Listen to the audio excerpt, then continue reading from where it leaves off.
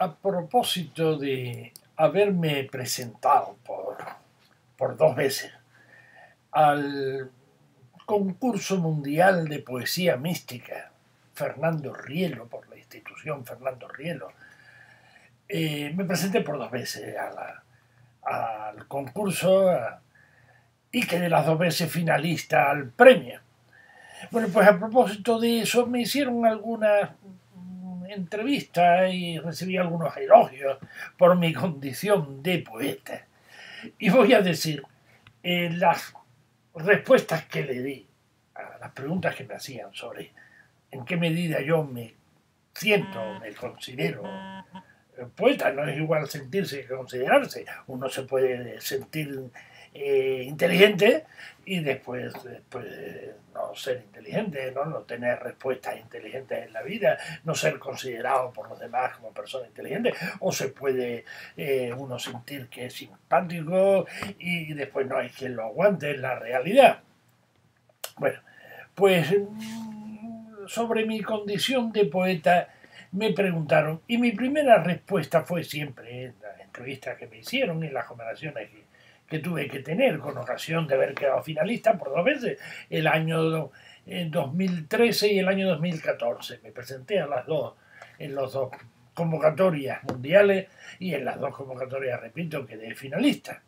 No me dieron el premio, pero se lo dieron a otra persona que sin duda se lo merecía más. Bueno, pues mi primera respuesta cuando me preguntaban sobre mi condición de poeta, mi primera respuesta, quizás un poco desconcertante para el que me la preguntaba, es que yo no me considero poeta. A lo mejor me siento, pero no me considero. Coincido con otros poetas y críticos, por ejemplo con el mismo, con Ramón Jiménez, en que el poeta es quien hace de la poesía una dedicación permanente y continua, quien dedica sus esfuerzos y sus horas, su vida, lo dedica a la poesía, quien hace de su vida una ofrenda a la poesía, o quien hace de la poesía una profesión, una forma de vida, un modo de estar, de sentir, de actuar, de mirar y de ver, un modo de ser por y para la poesía. En ese sentido, yo no me considero poeta. Yo he hecho versos y poemas durante toda mi vida, desde los 13 o 14 años, pero ocasionalmente. Es verdad que he gurgitado y he digerido y he metabolizado experiencias de mi vida, estados vitales y emocionales, gracias a la poesía. Gracias a haber podido reproducir en palabras de un poema esa vivencia interior indecible, inexplicable quizás con las palabras habituales. Pero esto lo he hecho, como digo, ocasionalmente, sin dedicarme a ser poeta. También suelo decir, cuando me preguntan, que es verdad que desde niño, desde que tengo uso de razón y recuerdos de mí mismo y de lo que ha sido mi vida, he vivido a la sombra, bueno, digo a la sombra, lo mismo podría decir a la luz de un poeta, a la sombra y a la luz, mi tío abuelo, Juan Ramón Jiménez, tío Juan, le llamábamos en casa siempre. No lo conocí. Tenía 3 años yo cuando él salió de España con su mujer, una tía Zenobia, sin llevarse nada, creyendo que iban a volver al poco tiempo, y ya no regresaron en vida. Pero estuvieron siempre, diariamente, vivos y presentes, en el recuerdo de mi abuela, que era su hermana y que convivía con nosotros en muchísimas temporadas, y de mi madre, que era su sobrina Blanca, blanca, tierna y rosa, como una flor de albérchigo. Así la describe en Platero y yo, cuando Blanca tenía entonces pues la edad que yo tenía cuando él se fue de España, 2 o 3 años, 4 años. Pienso que tal vez hubo en mi familia un contagio poético, un virus, a lo mejor, proveniente del tío abuelo, ya que son varios mis hermanos, entre los 11 que hemos ido, que escriben poesía, y todos, si no escriben poesía, expresan una sensibilidad especial hacia la armonía, el arte, la belleza y en general las cosas del espíritu. O también puede ser que el gen de la poesía corra por nuestra sangre, por transmisión de nuestros cromosomas familiares, en nuestro ADN genético, que en el poema Juan Ramón adquirió un máximo de realización y que nosotros participamos en porciones más o menos abundantes. Bueno, pues esta era mi primera respuesta, que no me considero poeta en el pleno sentido de la palabra, aunque quizás tenga alguna porción en mi singularidad personal de ese gen poético que Juan Ramón Jiménez llegó a expresarse con la abundancia de una vida totalmente entregada a la poesía. Esa fue la primera respuesta. La segunda respuesta, premio de poesía mística. Bueno, pues que yo no me considero místico. ¿Por qué entonces me presenté a un concurso de poesía mística? Pues por una razón muy simple, muy práctica y por otra parte muy poco mística. Porque me llegó por internet el anuncio del concurso con la cláusula de que se podía participar por correo electrónico. Es decir, que no era necesario sacar el libro por triplicado o por quintuplicado y llevarlo a correo y hacer... Bueno, entonces organicé algunos de mis poemas escritos en diferentes épocas, los depuré, los integré en un cuerpo formal nuevo, tal vez le insuflé a ese cuerpo un nuevo espíritu a partir de lo que representaba la Fundación Fernando Rielo, lo envié en un archivo y pasado varios meses recibí por email pues un mensaje en el que se me anunciaba que había quedado finalista. Eso pasó las 2 veces. Es que yo había hecho antes intencionadamente poesía mística. Bueno, es que pienso que toda poesía es mística, en cuanto que la poesía es palabra que está al borde de lo inefable. Lo fable es lo que se puede decir, lo que se dice en el lenguaje ordinario, lo que decía el arcipreste de Ita: quiero hacer una prosa en román paladino, con la cual suele el pueblo fablar a su vecino. Bueno, pues la literatura es hablar en román paladino, en el lenguaje con el que se habla, pero hacerlo de un modo original, preciso, personal y único, una especie de elevación del lenguaje usual, y esa es la literatura. Lo fable, lo que se puede fablar al vecino. La poesía expresa, por el contrario, lo inefable, lo que no se podría decir de otro modo sino con esa metáfora o con esa música o con ese ritmo, con esa expresividad, con esa imagen, que van más allá y llegan al borde extremo de la palabra. Se abren a lo infinito. Ramón Jiménez desarrolla esto en algunas de sus conferencias y pone algunos ejemplos.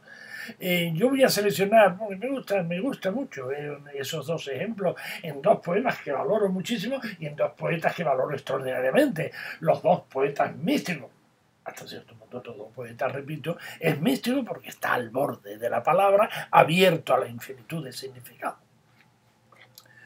Bueno, pues uno es Fray Luis de León, una silva de Fray Luis de León y otra silva de San Juan de la Cruz. La de Fray Luis de León. Del monte en la ladera, por mi mano plantado tengo un huerto, que con la primavera, de bella flor cubierto, ya muestra en esperanza un fruto cierto. Esto es lo afable, lo que se dice al vecino, pero expresado con un ritmo, con una medida, con una precisión, con una depuración literaria, que lo hace pues un poema literario. Ahora voy a decir otra silva de San Juan de la Cruz. En una noche oscura, con ansias, en amores inflamada, oh dichosa aventura, salí sin ser notada, estando ya mi casa sosegada. Lo que dijo Fray Luis de León se entendía muy bien. ¿Qué ha dicho San Juan de la Cruz? Es que no es fable, no es transmisible. Las palabras palabras ordinarias. Transmite algo que va más allá de las palabras, un no sé qué que queda balbuciendo. Y todos cuantos vagan de ti me van mil gracias refiriendo, y todos más me llagan y déjanme muriendo, un no sé qué que quedan balbuciendo. Eso que queda después de las palabras. Recuerdo que el poeta mexicano Octavio Paz escribió que la poesía no tiene nada que decir, ni que explicar, ni que defender, ni que reivindicar, que su función es contagiar. Y también recuerdo a Juan Ramón cuando dice que a San Juan de la Cruz no es necesario entenderlo con esquemas conceptuales, basta con dejarse llevar, como con la música o con el amor.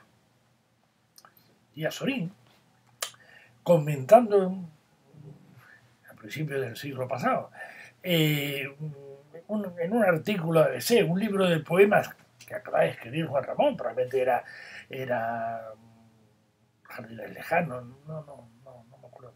Bueno, no me acuerdo. Pues afirma, su poesía es sugestión, iniciación en el misterio. No se ven en el libro las cosas, sino la esencia lejana y múltiple de las cosas. Y yo me pregunto, ¿y no es esto bordear el misterio? ¿No es así la mística?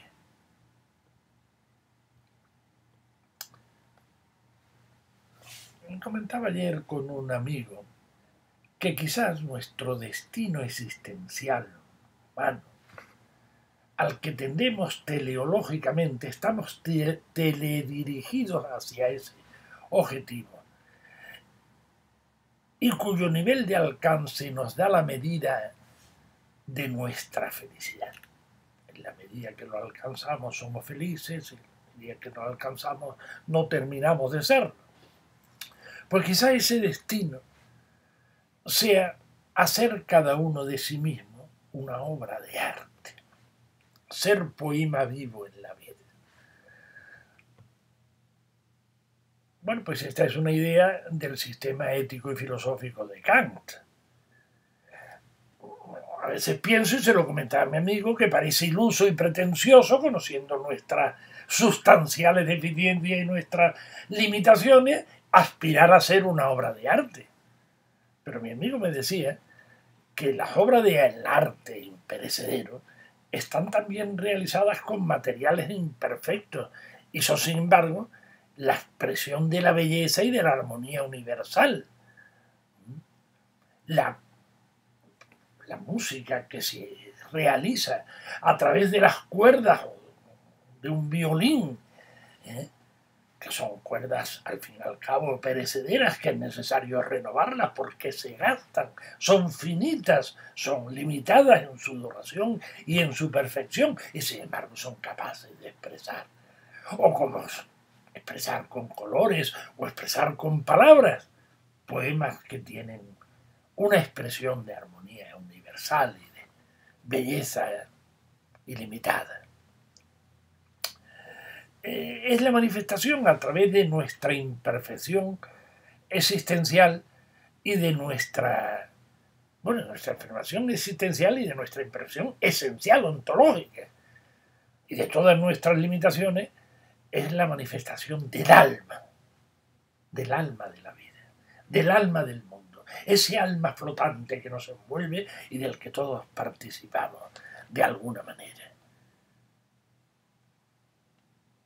Pues a lo mejor somos los humanos, o lo pregunto, seremos los humanos, una obra de arte realizada según ese ideal de belleza y armonía de ese ser supremo al que todas las civilizaciones hemos puesto un nombre que se resume en el nombre de Dios, o de Yahvé, el Altísimo, porque está totalmente inaccesible a nuestra captación intelectual y sensorial.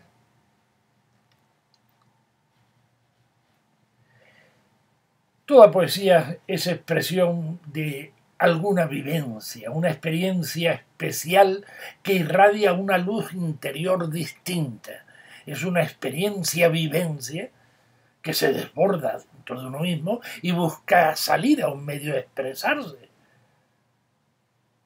Y ese modo de expresión es la poesía. Igual que en otro plano, una experiencia irradiante, en algunos seres llamados místicos, se expresa con la luz y con el temblor de la plegaria. Vuelvo a Juan Ramón otra vez en una carta que escribió el año que yo nací, el año 1934, en el Heraldo de Madrid, con el título Poesía en soledad. Fue un manifiesto, en una carta en la que él renuncia a integrarse en la antología de poetas españoles que estaba preparando Gerardo Díaz. Bueno, pues por una serie de razones mezcladas pues con tensiones entre los poetas de la época y convicciones de parte de Juan Ramón de lo que debía de ser o lo que debía ser la poesía y lo que no debía ser la poesía, y suponía que en aquella antología los poetas que se expresaban o se integraban no representaban para Juan Ramón la esencia de la poesía. Y en esa carta dice: cuando se ama de veras algo especial, la poesía, Juan Ramón, bueno, paralelamente al místico diría Dios, cuando se llama algo especial, no creo que haya en la vida nada más grato que ser y estar solo con lo que se ama. Y aplicando a la poesía, Juan Ramón dice: sentirnos con la poesía, dueños de nuestro ser, de nuestro tiempo y de nuestro espacio. Pienso que el significado de la palabra alma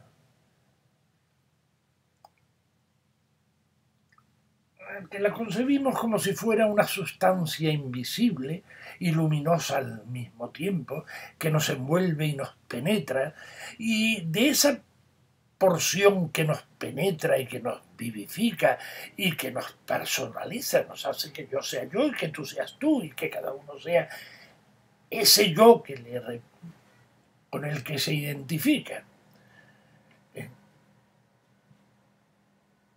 Pero el alma colectiva es una sola y total que adquiere individualidad en cada cuerpo, y con ella, con el alma, participando de ese alma colectiva, cada individuo se configura como persona en participación de la vida, del alma en general. Y con el uso peculiar que cada persona hace en sí de esa porción de alma que le vivifica, cada individuo adquiere su personalidad, que siempre es única y distinta. Bueno, pues es el artista o el poeta quien hace de ella, del alma, su uso pleno. Me estoy acordando de una cosa muy bonita que decían la dulce Marga Gil de Roeset, aquella escultora joven de 22, 23 años tenía, que le hizo a Juan Ramón, llegó a una gran amistad con Zenobia y Juan Ramón, hizo una escultura, un busto de mi tía Zenobia, un busto que se conserva ahora en la Universidad de Puerto Rico, en la sala dedicada a Zenobia y Juan Ramón. Y esta Margarita, bueno, llegó a enamorarse de Juan Ramón, y al no ser correspondido y además al sentirse ella culpable también por estar traicionando a Zenobia, que la había tratado como una amiga y la había acogido con cariño y con una aceptación total, pues terminó suicidándose. Bueno, pues esta Marga Gil de Roeset, la historia de Marga es una historia muy interesante, muy bonita, que tuvo un significado muy fuerte, muy pleno, muy significativo en la vida de Juan Ramón y de Zenobia, con mucho dolor, porque la muerte de Marga Roeset fue muy triste para todos. Esa Marga escribió definió Juan Ramón diciendo: lleva el alma por fuera y el cuerpo por dentro. Así definió ella Juan Ramón. Bueno, hablando de la música, afirmó Nietzsche que no es una copia de la realidad, que la música es la propia realidad. Bueno, todo arte, Todo arte es esa realidad de algún modo reconceptualizada, concentrada, bueno, he dicho reconceptualizada o no conceptualizada, sino expandida a significados inefables. Eso es lo que digo de la poesía, que la poesía hace realidades, que cada poesía es una realidad nueva o es la misma realidad, pero renovada. No es una copia de lo que está ahí, sino la poesía hace un nuevo estar ahí. Cuando Juan Ramón le ruega a la inteligencia que mi palabra sea la cosa misma, creada por mi alma nuevamente, se refiere a dos realidades, a la de la cosa misma, que es una realidad, y a la de la nueva creación, hecha de palabra, sensación, pensamiento, emoción y espíritu, que es la poesía, es la palabra del poeta. Lo primero fue el verbo, dice la Biblia, al fin, el cabo de interpretación del ser humano y del sentido de la existencia. Lo primero fue el verbo, fue la palabra creadora de realidades. Cuando los primeros hablantes miraron al sol o al árbol o a la oruga o a la serpiente que se arrastraba o al ave que volaba por el aire, iban creando realidades nuevas desde aquellas cosas que sus sentidos descubrían. Después, esa palabra original, inocente, con que se sorprendía al ser humano al ir calificando y clasificando las cosas que descubría, bueno, pues se fue haciendo rutinaria, se fue haciendo vulgar, se fue oxidando y ensuciando por el uso. Y la palabra ordinaria dejó de ser expresión de sorpresa y descubrimiento y dejó de ser creación de realidades. Y así se ha ido quedando la palabra, que estaba al principio, creadora de todas las cosas, descubridora de todas las realidades, se fue quedando en un uso diario y cotidiano, en repetición de moldes mentales, desgastados a veces, oxidados, degradados y muchas veces manipulados. Por eso es necesaria, digo yo, la palabra poética, una palabra limpia, salida del alma, no del cuerpo, que construya realidades paralelas, hechas de sorpresa, descubrimiento, emoción, pensamiento y creación, con la que podamos comprender, comparar, rescatar y sublimar la cosa misma. Que mi palabra sea la cosa misma creada por mi alma nuevamente. Que cuando yo diga la palabra flor, no se reduzca en señalarla, sino se haga brotar la flor en el poema. Y lo mismo cuando diga la palabra amor, o la palabra hijo, o la palabra pena, o la palabra Dios. Y que lo diga de modo tan genuino que esa realidad nueva, en el espacio del verso, ya no pueda ser dicha ni sentida de otra manera. Como el famoso poema de Juan Ramón, no la toques ya más, así es la rosa. Esta, total, plena, presente, aromática en su esencia verbal.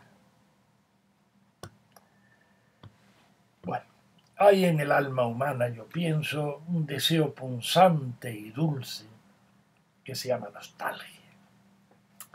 El anhelo acuciante de volver, de regresar a donde una vez estuvo, de poseer lo que alguna vez se tuvo, fue posesión mía.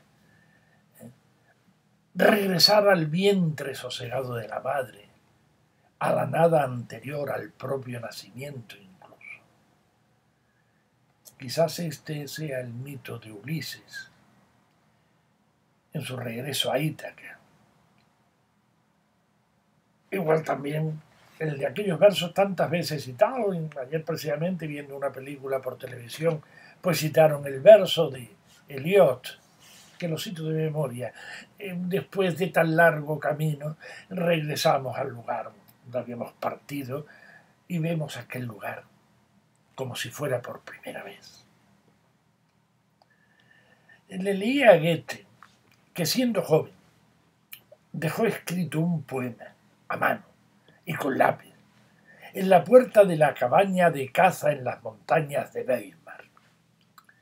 Lo escribió de joven y lo escribió en una época en la que estaba enamorado. Y al cabo de los años, a los 84 años, un año antes de morir, regresó con su nieto a aquel mismo lugar. Y allí permanecía escrito el poema, en la vieja casa de aquella cabaña casi derruida. Entonces Goethe vuelve a leerlo y se emociona hasta las lágrimas. Tengo aquí el poema, os lo voy a leer. Sobre todas las cimas reposa la paz.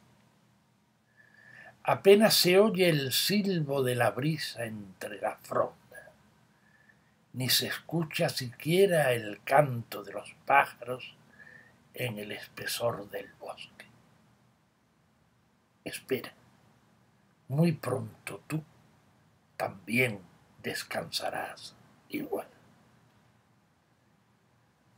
Es una especie, repito, como de nostalgia a la nada primera desde la que brotamos. Emoción del regreso, de vuelta al lugar primigenio, al que fui o a quien pude ser en algunas de aquellas etapas pasadas de mi propio recorrido vital. Bueno, pues esto lo hace la poesía. La poesía, el arte en general y la religión siempre también, como el reencuentro de Goethe, se gestan desde el asombro metafísico, en la frontera entre lo real y lo irreal. El caso es que la realidad la vamos construyendo cada uno a su modo, con la fantasía que nos hace alzar la mirada y con la nostalgia echando los ojos hacia atrás y como consecuencia con todos los tropezones en los adoquines imprevistos de las circunstancias. La poesía y el arte en general y la religión siempre se gestan desde el misterio y desde el asombro metafísico en las fronteras entre lo real y lo irreal. No es difícil comprobar para los aficionados al arte que la emoción estética la puede generar incluso la imagen de un monstruo o la de un cubo de basura. Hay poemas, cubos de basura. O la de un cadáver descuartizado. Todos hemos visto, por ejemplo, el arte, los cuadros de Soutine, el pintor impresionista Soutine, de la bohemia parisina del siglo pasado, pues animales descuartizados, sanguinolentos. No está en lo que se representa, sino en la emoción, en el ritmo, en el resplandor, en el no sé qué que queda balbuciendo.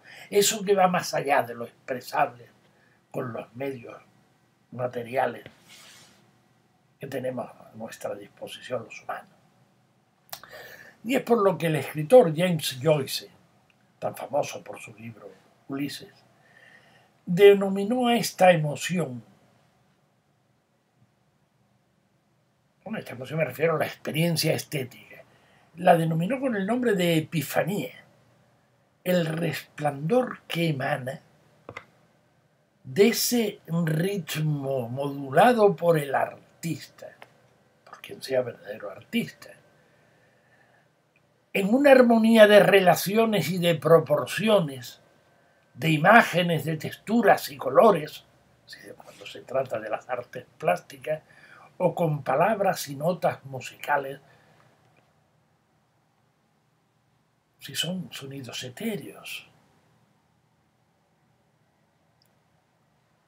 Es ese aura que nos funde y nos confunde con el objeto contemplado o con la emoción de lo que he leído o he escuchado y nos transporta al arrebato estético.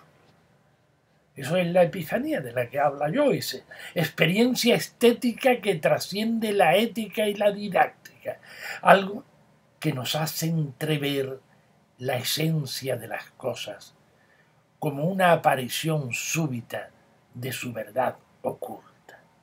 Estas son palabras de Ramón. La emoción estética es algo que nos hace entrever la esencia de las cosas como si fuera una aparición súbita de su verdad oculta. Es pura contemplación o pura complacencia que te envuelve y te penetra en ese estado de pasividad atenta y vigilante con que enfrentamos el arte. Ese, cito a Juan de la Cruz, quedéme y olvidéme, el rostro recliné sobre mi amado, cesó todo y dejéme, dejando mi cuidado entre las azucenas olvidado. Estoy en otro espacio, estoy en otro lugar, estoy en levitación espiritual. Es la experiencia amorosa de San Juan de la Cruz y por eso nos recuerda Juan Ramón en su libro Tiempo, que ya lo he dicho antes, que a la poesía de San Juan de la Cruz no es necesario entenderla ni interpretarla, basta con entregarse a ella y dejarse llevar como con la música o con el amor. Pero bueno, de la poesía de San Juan de la Cruz y de cualquier verdadera poesía o de cualquier verdadera expresión de arte. Pura pasividad fruitiva. Si pretendemos poseerla por medio de la inteligencia o el deseo, la adulteramos. Ya no sería experiencia estética, sería pornografía, pura o impura. Algo que se degrada en la contemplación. Tenía aquí una cosa escrita por mí. Se llamaba El Camino. La verdad es que me la he encontrado aquí y lo voy a leer. En esta mañana, no es un poema, yo le llamaba microrrelato. El Camino. En esta mañana, que había amanecido fría, lluviosa y desapacible, el día se le abrió a él con un sugerente pensamiento de Stevenson. No pido riqueza, ni esperanza, ni amor, ni siquiera un amigo que me comprenda. Todo lo que pido es un cielo sobre mí y un camino bajo mis pies. Y como ya él se disponía a poner los pies en ese nuevo camino, recordó el poema sobrecogedor, sugerente, aleccionador, fascinante de Constantino Cavafis. Cuando emprendas tu camino hacia Ítaca, debes rogar que el viaje sea largo. Porque él sabía que Ítaca es siempre uno mismo y que el hallazgo lo realizas en el camino, que la libertad, como le había enseñado Lutero King, y la libertad y la liberación interior es el camino, y la felicidad también, y la alegría, y la paz, y el amor, y la belleza que te está guardando en cada recodo del camino. Bien, este fue mi pequeño relato, microrrelato. Los latinos, claro, Virgilio en realidad, dejó esculpido en la Neida un pensamiento con estas tres palabras latinas: tempus edax rerum. El tiempo es un corrosivo, como un vendaval que arrastra a su paso oxidación y relativismo. Necesitamos enderezar la vida de cada día, la vida cotidiana, con un aliño de fantasía, con algo de magia y de prodigio que le dé sabor a la inevitable rutina perezosa del tiempo pasajero. Transit irreparabili tempus, decía también no sé si era Ovidio. El tiempo pasa irreparablemente, pero siempre con el contrapeso. Cuando le apliquemos la fantasía, la magia y el prodigio para darle un nuevo sabor a las cosas, lo hagamos con el contrapeso de la necesaria racionalidad, que es lo que nos define y nos realiza como humanos, y sin complacernos en exceso ni contentarnos con la ración de irracionalidad, que muchas veces es pura bisutería, con que tantas veces intentan evacuarnos ciertos movimientos, sean religiosos o políticos o mercantiles. El fin de darle a la vida una magia lo que hace es encandilarnos, manipularnos y ofrecernos bisutería en vez de la joya válida, pura y esencial. Necesitamos en la vida una liturgia, el rito, la ceremonia, en la que no todo sea demasiado comprensible, porque todo lo comprensible de alguna manera es también relativo y desencantador.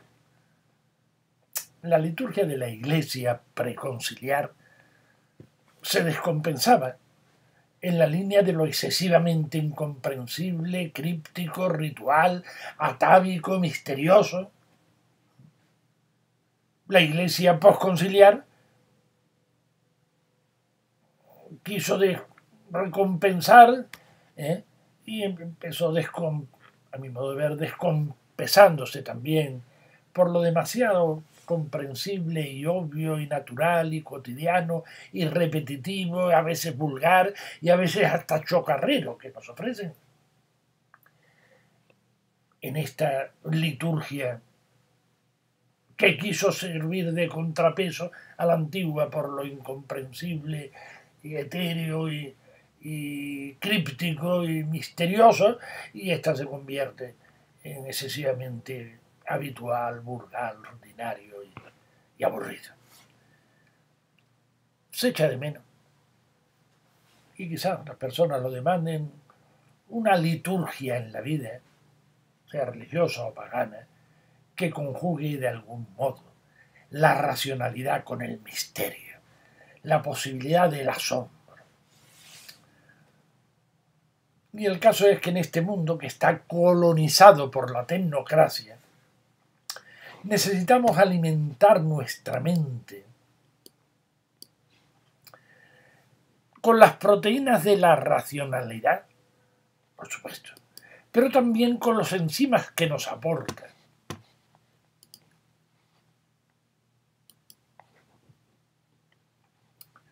Los enzimas que nos aporta lo mítico, lo sagrado, lo fantástico, lo artístico, lo poético.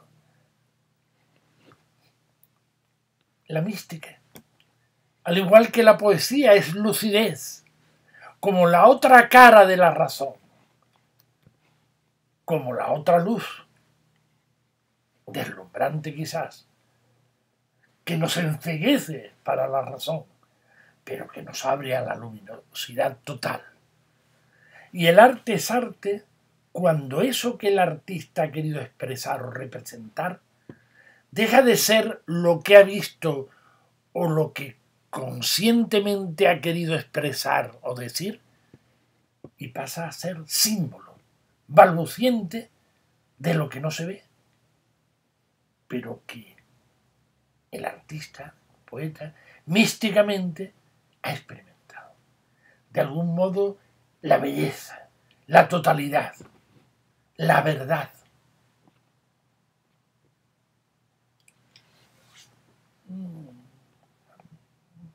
Hice referencia al amigo en el que comentaba ayer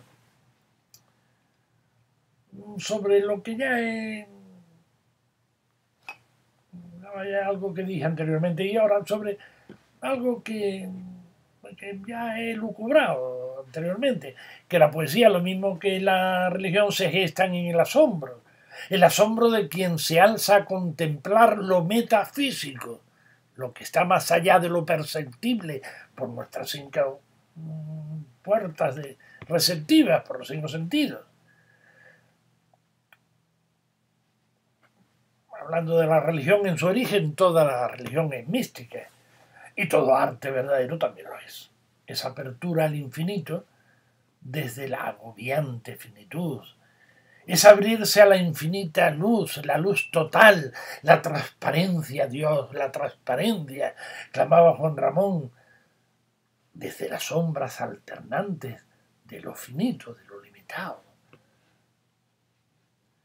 El infinito no es compartible con los conceptos absolutos de la ideología, de las ideologías. Esos conceptos absolutos, los dogmatismos, los fanatismos, eso no es infinito.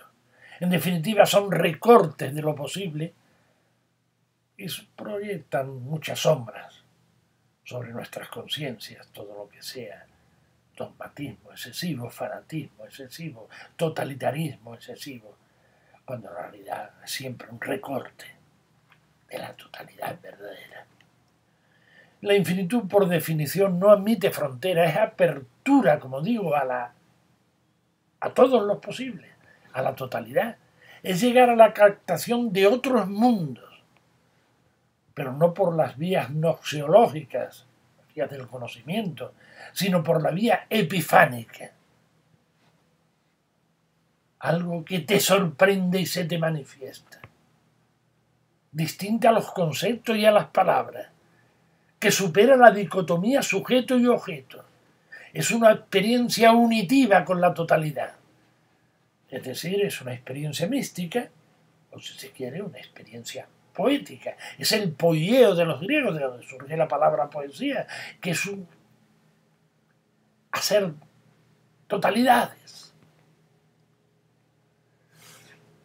Recuerdo que Eduardo Galeano, que ha fallecido hace relativamente poco tiempo, el escritor uruguayo, verdaderamente hombre inspirado, nos contó, le leí en un escrito haber conocido a un pintor de talento prodigioso, decía él, en un lugar de Venezuela, el cual, por su escasísima educación primaria, apenas sabía escribir su nombre. Pero los colores de sus cuadros, me lo decía enfáticamente Galeano, harían palidecer de envidia al mismo arco iris. Las aves del paraíso volaban por sus lienzos, resplandecientes de colores, sobre bosques de verdores deslumbrantes. Pues la verdad era, así explica Galeano, que este excelente pintor nunca había salido de su pueblecito de Venezuela, donde la explotación del petróleo había aniquilado todo el color de la naturaleza. Era un pueblo sin hierba ni aves, un pueblo de película en blanco y negro. Y argumentaba Eduardo Galeano que este pintor era un verdadero pintor realista, porque la realidad no es solo lo que se ve fuera de nosotros, no es la realidad que palpamos y que vemos, que conocemos y que padecemos a veces, que la realidad es también lo que llevamos dentro, eso que pensamos y deseamos que deberían ser y que pudieran ser las cosas y que querríamos que fueran.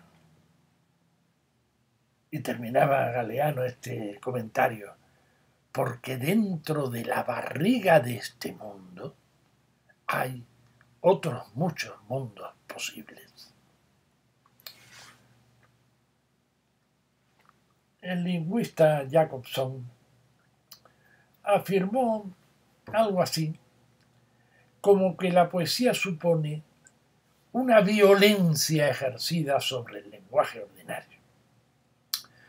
Yo diría que más que una violencia, es un forcejeo para romper los corsets que ajustan al lenguaje y limitan la extensión de su significado. Y es esta finalidad precisa la finalidad de la poesía, que el homo humano logre mantenerse en anthropos. Es decir, anthropos significa, creo que lo he dicho en otro momento, el que levanta la vista. El homo proviene del latín humus, que es lo que procede de la tierra y lo que se pudre en la tierra y lo que está pegado a la tierra, el homo. Pero el anthropos es el que levanta la vista hacia arriba.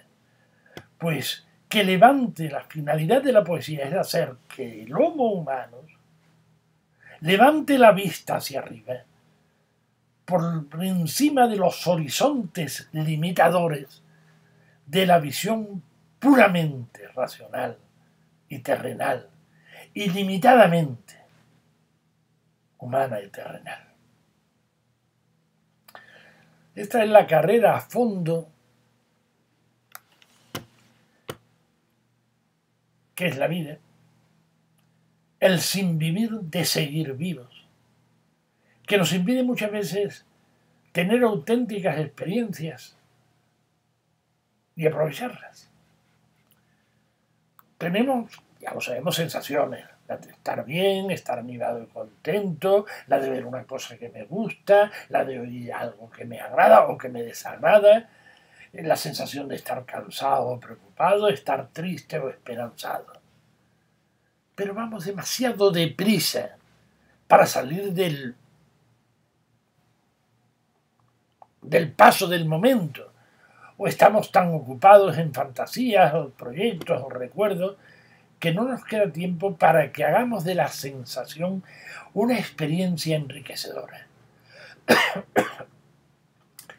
Una de nuestras experiencias vital es la de las sensaciones que nos proporciona la mirada. Los ojos pertenecen a nuestra anatomía, que es estática. Pero sin embargo la mirada, los ojos son estáticos, está ahí, pertenecen a nuestra anatomía. Estática, receptora. La mirada, sin embargo, es dinámica. Es el dinamismo del alma. Unos ojos bellos nos asombran, nos gustan, nos fascinan. Pero una mirada nos derrite, nos cautiva. Nos hace vibrar. Si al mirar nos entregamos a la delicia de contemplar, estaremos convirtiendo ese momento en un instante de amor a la vida, a la existencia. Digo de amor porque hay entrega y no hay exigencias, como en el verdadero amor. Ni siquiera hay deseos, como el verdadero amor.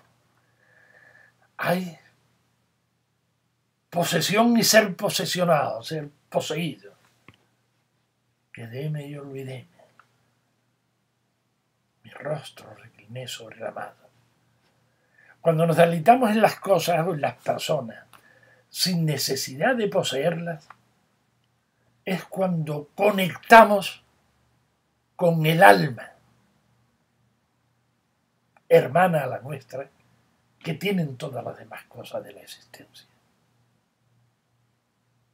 Es una cosa curiosa. Yo he vivido en el Paraguay, he estudiado, he sido profesor de la Universidad de Paraguay. Y aprendí que en el idioma guaraní, que es la que se habla en Paraguay y en otras regiones de América, el mismo término verbal que se utiliza para decir palabra es el mismo término que se utiliza para decir alma. La palabra. Hace unos años se hizo un concurso de qué palabra era la palabra más bella de nuestra lengua y se le preguntaba a artistas, se le preguntaba a políticos, se le presentaba a científicos, técnicos, intelectuales, poetas, y cada uno decía la palabra que era para él más bella. No me acuerdo cuál fue. Bien, yo alguna vez pensé que si me la preguntaran a mí, que nadie me lo preguntó, hubiera dicho que para mí la palabra más bella es la palabra palabra. Entre otras cosas porque tiene esas tres A. El A dentro de una palabra, de un morfema, tiene algo de luminoso. Las palabras con A, piénsenlo ustedes, siempre le aporta algo de luz a la palabra que integra ese fonema, la A. Son tres palabras, como tres ruedas de un carro de oro, una carroza de oro que nos transporta y por la que andamos por la existencia.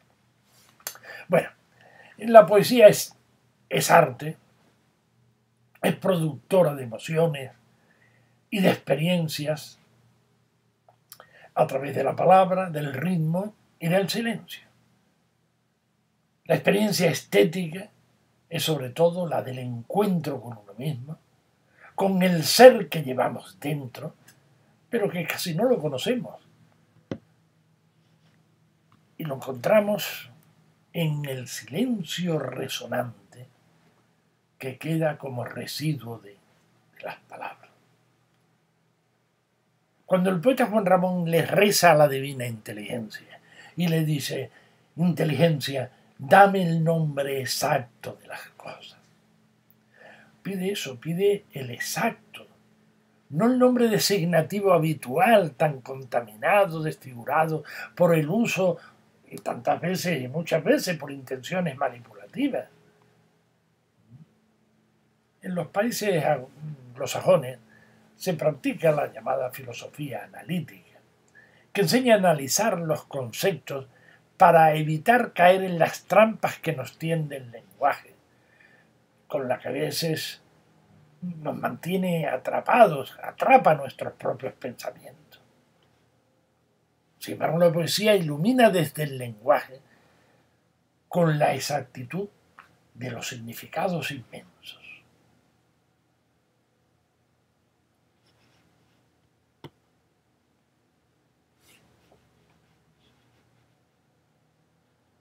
No sé por qué me he acordado. El ser humano empieza a ser humano, así piensan los antropólogos, a partir del momento, situacionalmente, me refiero, el ser humano cuando es capaz de emitir palabras significativas, pero empieza a ser humano a partir del momento en que entierra a sus muertos. La aparición del rito mortuorio en todas las civilizaciones donde hay signos de vida humana es la señal de que ese ser animado, ese ser con alma, en evolución, había empezado a tomar conciencia de sí mismo en la vida. Esa conciencia del ser un sí mismo independiente parece que lo experimenta ante el hecho de ver que sus seres queridos dejan de ser y estar y mueren para siempre, irreparablemente.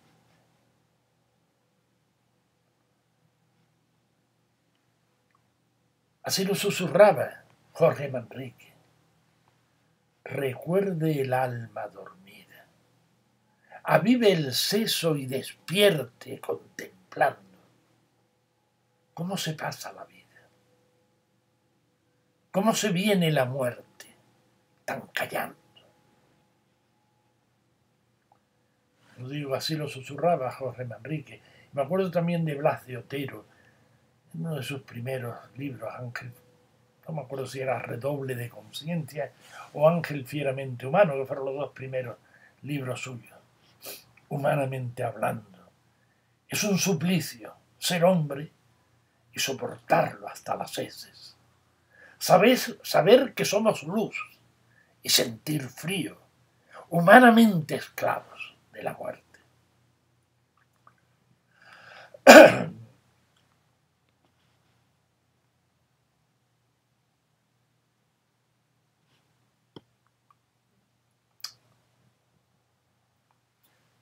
Cada yo personal, que en definitiva representa la singularidad irrepetible de cualquier persona, se prolonga en su lenguaje.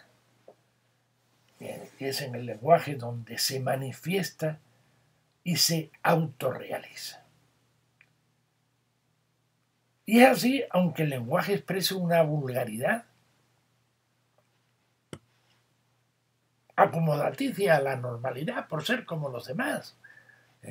Los tics, los dichos, las costumbres, las creencias, a veces. Bueno, soy como todos los demás. Esa normalidad será la irrepetible vulgaridad definitoria del yo que lo pronuncia. Todo yo es singularidad, distinta, irrepetible y vulgar. Y aprovecho esto para decir que muchas veces la normalidad estadística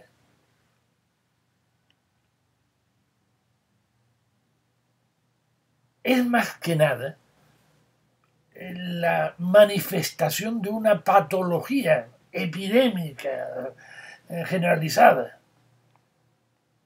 Así es como se entiende la famosa fábula de la fuente envenenada, de la que bebieron todos los habitantes de un pueblo, recuerdan, menos el rey. La bruja lo había sentenciado en una maldición. Toda persona que beba del agua de la fuente enloquecerá, y echó veneno en el agua de la fuente. Y bebió todo el pueblo menos el rey, que había, repito, que había salido a hacer unas correrías. Y el pueblo se levantó en armas esperando la llegada del rey. Y dijeron, matemos a nuestro rey porque se ha vuelto loco. Quizás sea por eso por lo que el poeta y cualquier artista cuya palabra es su obra y es prolongadora de su yo, de alguna manera y en alguna circunstancia ha representado la imagen de la locura, del alienado, porque su palabra, prolongación de su yo, no es la de todos, es la suya propia. No es acomodaticia, es revulsiva, renovadora, constructiva, creativa.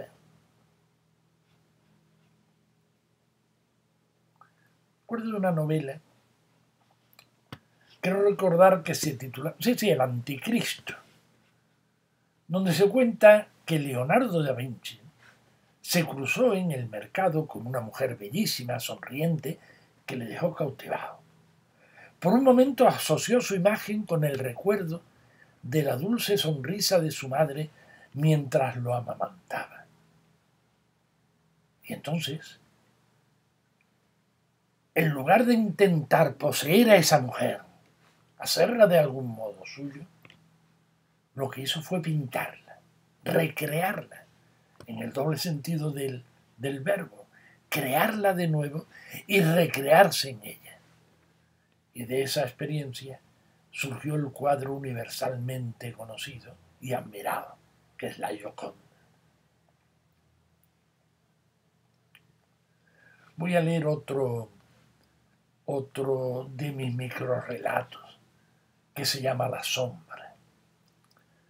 Sabrás, me dice mi amigo, que Plinio el Viejo atribuye el origen del arte a cuando una joven de Corinto, enamorada, dibujó sobre la pared el contorno de la sombra de su amado.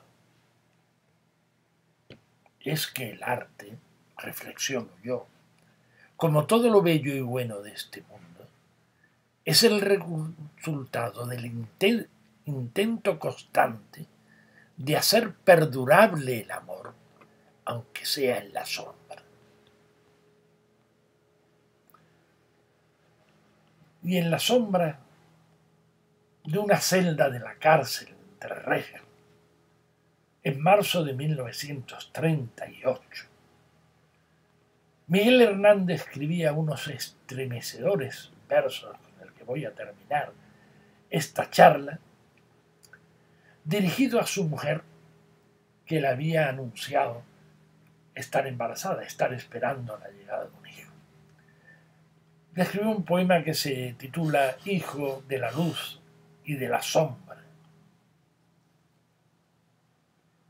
Voy a leer de ese libro. Voy a reproducir de memoria, porque no sé de memoria.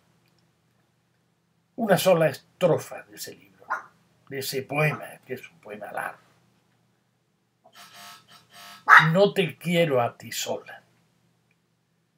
Te quiero en tu ascendencia y en lo que de tu vientre descenderá mañana. Porque la especie humana me han dado por herencia, la familia del Hijo será la especie humana. Con nuestro amor a cuestas, dormidos y despiertos, seguiremos besándonos en el Hijo profundo. Besándonos tú y yo, se besan nuestros muertos, se besan los primeros pobladores del mundo.